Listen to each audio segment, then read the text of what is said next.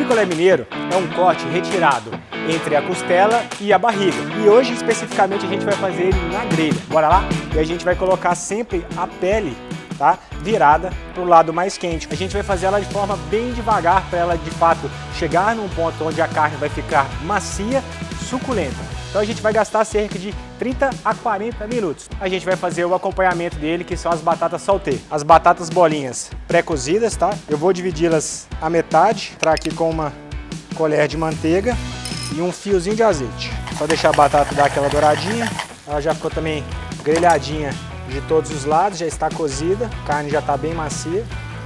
Nossa batata já está no jeito. Coloca os limãozinhos. Experimentar.